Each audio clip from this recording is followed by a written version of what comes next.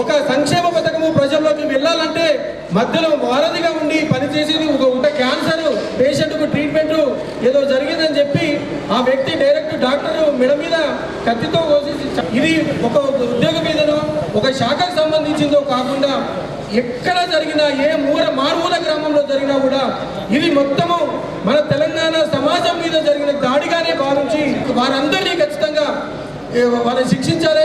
అదైతే దీంట్లో ఎవరైతే రాబోతున్నారు కాబట్టి ఇక ప్రోగ్రామ్ తొందరగా ఇప్పుడు అన్న టీఎన్జిఓస్ రాష్ట్ర వైస్ ప్రెసిడెంట్ తర్వాత మరొకసారి ఉద్యోగులందరూ ఐక్యం కావాల్సిన అవసరం ఏర్పడి 2-3 ఏళ్ల క్రితం అపాయింట్మెంట్ తప్ప మీతో అందరూ తెలంగాణ కోసం కష్టపడ్డారు.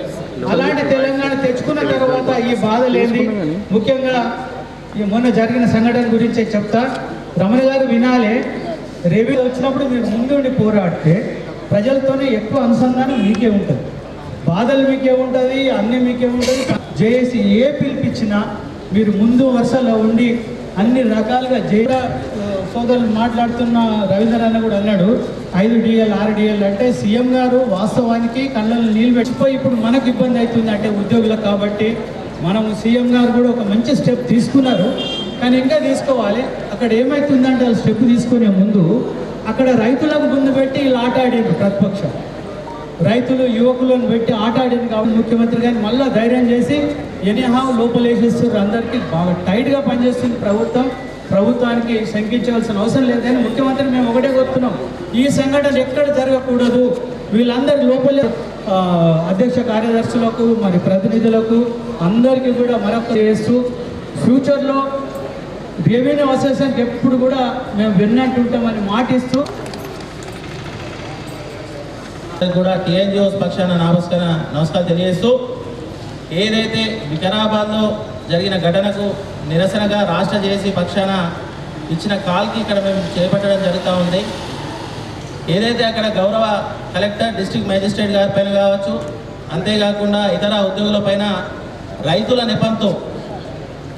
నెపంతో కొందరు గుండాలు అనవసరంగా వారిపై ఒక గుండాలాగా ప్రవర్తించి వారిని వేధించడం, వారి వెహికల్స్ కూడా ధ్వంసం చేయడం మనం సోషల్ మీడియాలో చూడడం జరిగింది.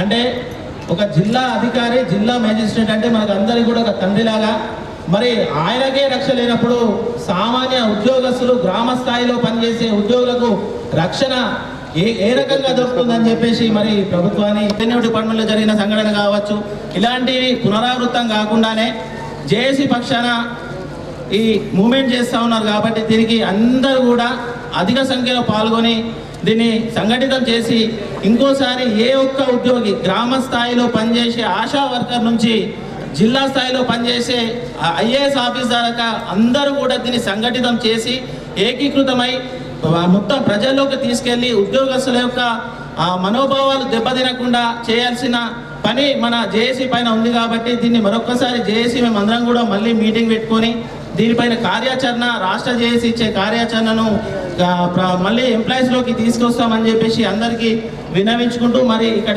ఇచ్చేసిన అన్ని ఎలక్ట్రానిక్ ప్రింట్ మీడియా వారికి కావచ్చు, అందరు ఉద్యోగస్తులకు కూడా ఇక్కడ ఇంత సమయం వెచ్చించినందుకు మీ అందరికీ కూడా టీఎన్జిఓస్ పక్షాన నా పక్షాన నమస్కారం చేస్తూ మరి ఇంతటితో ఈ సభ అయిపోయింది.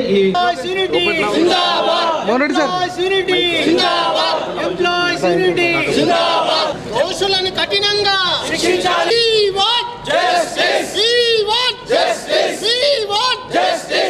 Employees JC జిందాబాద్, Employees JC జిందాబాద్, Employees JC జిందాబాద్. కఠినంగా శిక్షించాలి. కిందన దుర్ఘటన మనందరికీ కూడా తెలిసిందే. దానికి నిరసనగా గత 4 రోజులుగా రెవెన్యూ ఉద్యోగులందరూ కూడా ధర్నా చేయడం జరుగుతుంది. మా యొక్క విధులని బహిష్కరించి నిరసన వ్యక్తం చేయడం జరుగుతుంది. దానికి మద్దతుగా ఈరోజు ఎంప్లాయీస్ జేఏసీ ఉద్యోగ సంఘాలన్నీ కూడా రాష్ట్రంలో ఉన్న 206 సంఘాలతో కూడిన ఎంప్లాయీస్ జేఏసీ ఈరోజు రెవెన్యూ ఉద్యోగులందరికీ కూడా మద్దతు తెలిపినందుకు వారి అందరికీ కూడా రెవెన్యూ ఉద్యోగుల తరఫున కృతజ్ఞతలు తెలియజేస్తున్నాము. మనం అందరం కూడా చూసినాం, ఆ విజువల్స్ అన్నీ కూడా రాష్ట్ర మొత్తంగా వైరల్ అవ్వడం జరిగింది, దేశం మొత్తం మీద కూడా వైరల్ అవ్వడం జరిగింది. మొత్తం యావత్ ప్రజాస్వామ్యం కూడా సిగ్గుపడేలాగా ఆ యొక్క దాడిని మనం ఉద్యోగస్తులందరూ కూడా ఈరోజు పరిగణిస్తున్నాము. రెవెన్యూ ఉద్యోగులందరూ కూడా దాన్ని ఉద్యోగులందరికీ కూడా ఒక బ్లాక్ డేగా పరిగణించాల్సిందిగా మేము కోరుకుంటున్నాము. మనం అందరం చూసినట్లయితే ఒక సాక్షాత్తు ఒక జిల్లా కలెక్టర్, ఒక జిల్లా పాలనాధికారి ఒక గ్రామానికి ఒక భూసేకరణ విషయంలో ప్రజలతోటి మాట్లాడడానికి వెళ్ళినప్పుడు అక్కడ ప్రజల రూపాల్లో ఉన్న కొంతమంది దుండగులు, వీధి రౌడీలు, గుండాలు అక్కడికి వచ్చిన జిల్లా పాలనాధికారి పైన మరియు ఇతర జిల్లా అధికారులందరిపైన, ఒక డిప్యూటీ కలెక్టర్ పైన, ఒక స్పెషల్ అధికారి పైన, ఒక తహసీల్దార్ పైన వారు చేసిన దాడి ఏదైతే ఉందో ఎవ్వరు కూడా ఒప్పుకునేది కాదు. సర్వ సమాజం కూడా సిగ్గుపడేలాగా అక్కడ ప్రజలందరూ కూడా వ్యవహరించడం జరిగింది. మీరందరూ చూసినట్లయితే రెవెన్యూ ఉద్యోగులు కానీ ఏ ప్రభుత్వ ఉద్యోగైనా కానీ ప్రజల సంక్షేమం కోసం, ప్రజల కోసం రాత్రి పగలు తేడా లేకుండా వారి యొక్క సంక్షేమం కోసమే మేము మా కుటుంబాలని సైతం మరిచి మా యొక్క విధుల్ని నిర్వహిస్తూ ఉన్నాం. అట్లాంటిది ప్రజా అభివృద్ధి మేరకు, ప్రభుత్వ ఆదేశాల మేరకు మేము అక్కడికి మీ సంక్షేమం కొరకే వచ్చినప్పుడు మీరు మాపైనే దాడి చేయడం అన్నది నిజంగా కూడా ఎవరు కూడా హర్షించదగిన విషయం కాదు. మేము రాజకీయ పార్టీలందరికీ కూడా విజ్ఞప్తి చేస్తుంది ఒకటే, దయచేసి మీ రాజకీయాలు ఏమన్నా ఉన్నట్లయితే అది మీరు చూసుకోవాలి, కానీ ప్రభుత్వ ఉద్యోగుల్ని రాజకీయాల్లోకి లాగొద్దు అని మేము ఈ సందర్భంగా విజ్ఞప్తి చేస్తున్నాం. అంతేకాకుండా రాష్ట్ర ప్రభుత్వాన్ని ఈరోజు మేము ఎంప్లాయ్ చేసి తరఫున కోరుకుంటుంది ఒకటే, ఈరోజు ఒక జిల్లా పాలనాధికారికే అలాంటి దాడి ఆయన పైన జరిగినప్పుడు మా అందరి పరిస్థితి ఏంటి అని ఈరోజు చిన్న చిన్న ఉద్యోగులందరూ కూడా ఒక భయంతో ఈరోజు ఉన్నారు. వాళ్ళందరికీ కూడా భరోసా కల్పించాల్సిన అవసరం ఉంది, వాళ్ళందరికీ కూడా మనోధైర్యాన్ని ఇవ్వాల్సిన అవసరం ఉంది. మేమందరం కూడా రాష్ట్ర ప్రభుత్వాన్ని కోరుకుంటుంది ఒకటే, ఇటువంటి చర్యలు పునరావృతం కావద్దు అంటే కఠినమైన చట్టాలు తీసుకురావాల్సిన అవసరం ఉంది. కాబట్టి ప్రత్యేకమైన చట్టం ఇదే కాంగ్రెస్ ప్రభుత్వం రాజశేఖర రెడ్డి గారు ముఖ్యమంత్రిగా ఉన్నప్పుడు హాస్పిటళ్ల పైన జరుగుతున్న దౌర్జన్యాలని అరికట్టడానికి ఒక ప్రత్యేకమైన చట్టం తీసుకొచ్చి వారికి రక్షణ కల్పించింది. అలాగే ఇప్పుడు కూడా ప్రతి ఒక్క ప్రభుత్వ ఉద్యోగికి, ప్రభుత్వ కార్యాలయానికి రక్షణ కల్పించాల్సిన అవసరం ఉంది. కాబట్టి మరొకసారి ప్రభుత్వం చొరవ తీసుకొని ప్రత్యేకమైన చట్టాన్ని తీసుకొచ్చి ఉద్యోగులకి రక్షణ కల్పించాలని కోరుకుంటూ, మరీ ముఖ్యంగా దోషులందరిపైన ఏదో చిన్న చిన్న సెక్షన్లు పెట్టి మళ్ళీ వాళ్ళని వదిలేయడమే కాకుండా ఇకపై ఇట్లాంటి చర్యలకు పాల్పడాలంటే ఎవరైనా సరే భయపడేలాగా వారికి కఠినంగా శిక్షించాలని కోరుకుంటూ అటెంప్ట్ మర్డర్ కేసులు వాళ్ళపైన పెట్టాలి అని ఈ సందర్భంగా మేము కోరుకుంటున్నాం. మన జిల్లా తరఫున ఖండిస్తున్నాము. ఎందుకంటే ఇది ప్రజా పరిపాలన మీద దాడి. ప్రభుత్వ ఉద్యోగి అంటే ఒక మన పబ్లిక్ సర్వెంట్. యాక్చువల్గా మేము ప్రభుత్వ ఉద్యోగాలు పబ్లిక్ సర్వెంట్గా మేము పనిచేస్తాము. 24 hours మేము మా శక్తిలన్నింటినీ కూడా కూడగట్టుకొని మేము పనిచేస్తాము. కుటుంబానికి కూడా కాదు, మేము ఉద్యోగానికే మేము ఫస్ట్ ప్రియారిటీ ఇస్తూ పనిచేస్తున్నాము. ఇట్లాంటి దాడులు ఇక ముందు జరగకుండా, ఇది ఈ రోజు చీకటి రోజుగా భావిస్తూ ఇట్లాంటి దాడులు ఇక ముందు జరగకుండా ప్రభుత్వం కఠినమైన చర్యలు తీసుకోవాలని, తర్వాత ప్రభుత్వ ఉద్యోగి భద్రత కల్పిస్తూ మంచి చట్టాలను తీసుకురావాలని, కఠినమైన శిక్షలు ఎవరైనా దాడి చేసే విధంగా ఇవ్వాలని రూపొందించాలని కోరుకుంటున్నాము.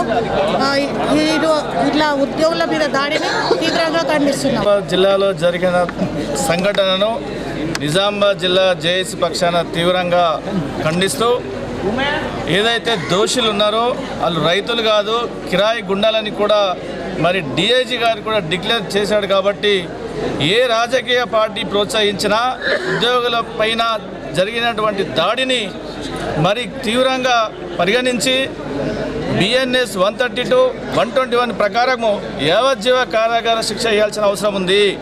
ఈరోజు ఉద్యోగులందరూ భయభ్రాంతులకు లోనై ప్రజా సంక్షేమ పథకాలను ప్రజల్లోకి తీసుకుపోవడానికి భయభ్రాంతులకు గురయ్యారు. కాబట్టి దీని యొక్క లోటును గవర్నమెంటే తీర్చాల్సిన అవసరం ఉంది.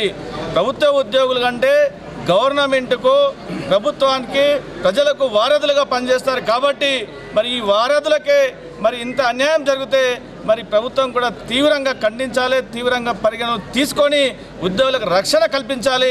అప్పుడే తెలంగాణలో ఉన్నటువంటి ప్రభుత్వ ఉద్యోగులందరూ కూడా పనిచేయడానికి సంసిద్ధమవుతారు. మొదటగా రెవెన్యూ ఉద్యోగులు డే అండ్ నైట్ కష్టపడి పనిచేస్తారు. మరి గౌరవ కలెక్టర్ గారి మీద దాడి అంటే మరి కింది స్థాయి ఉద్యోగులు మరి భయభ్రాంతుల్లో ఉంటారు. కాబట్టి మొదటగా కలెక్టర్ గారితో ఏదో పాజిటివ్ చెప్పించినంత మాత్రాన సరిపోదు. వారిని కఠినంగా శిక్షించే వరకు జేఏసీ పక్షంగా తీవ్రమైన నిరసనలు ఉంటాయా అని తెలియజేస్తున్నాం. నేను రాష్ట్ర తెలంగాణ ఉద్యోగుల ఉపాధ్యక్షుడిని, ఎక్స్ ప్రెసిడెంట్. ఈరోజు మొన్న జరిగిన దానికి ఈరోజు రాష్ట్ర పిలుపు మేరకు దిగ్విజయంగా జరిగింది. వచ్చిన ఉద్యోగులందరికీ కూడా ధన్యవాదాలు తెలియజేస్తూ ఒక స్పిరిట్ మళ్ళీ వచ్చింది. ఎంప్లాయీస్ మీద ఏదైనా జరిగితే వీళ్ళు ఊరుకోరు అనేది మెసేజ్ పోవాలి. అది ఉన్న రాష్ట్రంలో ఉన్న ప్రతిపక్షం కావచ్చు, అధికార పక్షం కావచ్చు, ఏదేమైనా మా అధికారుల మీద రావద్దని మరొకసారి తీవ్రంగా ఖండిస్తూ, ఒకవేళ వచ్చినట్టయితే భవిష్యత్తులో తప్పకుండా ఉద్యోగులందరూ కూడా మరొక స్ట్రైక్ కూడా పోతాం, పెన్ డౌన్ చేస్తాం, ఏదైనా చేస్తాం. కానీ ఒక కలెక్టర్ మీద ఆయన్ని తర్వాత మిగతా ఉద్యోగుల మీద, రెవెన్యూ ఉద్యోగుల మీద అయితే రెవెన్యూ ఉద్యోగులు భయభ్రాంతులు అవుతున్నారు. కాబట్టి వాళ్ళకు భరోసా కల్పించడానికి జేఏసీ పక్షాన ఈ యొక్క ధర్నా కాబట్టి ఇది విజయవంతమైంది. తప్పకుండా ప్రభుత్వం ఆలోచించాలి, ప్రతిపక్షం ఆలోచించాలి. కాబట్టి తప్పకుండా ఉద్యోగుల యొక్క విజయం ఫ్యూచర్లో తప్పకుండా ఉంటుందని మళ్ళొకసారి నిజామాబాద్ జిల్లా నుంచి మేము ఆ దోషులను కఠినంగా శిక్షించాలని కోరుతాం. ఘటనకు నిరసనగా రాష్ట్ర జేఏసీ ఇచ్చిన పిలుపు మేరకు ఇక్కడ నిజామాబాద్ జిల్లాలో నిరసన కార్యక్రమం ఈరోజు lunch hour demonstration black badges పెట్టుకొని చేపట్టడం జరిగింది. దీంట్లో అన్ని శాఖల ఉద్యోగులు, అన్ని సంబంధిత అధికారులు, జిల్లా వ్యాప్తంగా అన్ని ఫోరమ్స్ అధ్యక్ష గారు పాల్గొనడం జరిగింది. ఏదైతే అక్కడ వికారాబాద్లో జరిగిన ఘటన గౌరవ కలెక్టర్ గారి పైన కావచ్చు, ఇతర అధికారులు కావచ్చు, సిబ్బంది కావచ్చు, చాలా అమానుషమైన కార్యక్రమం అది.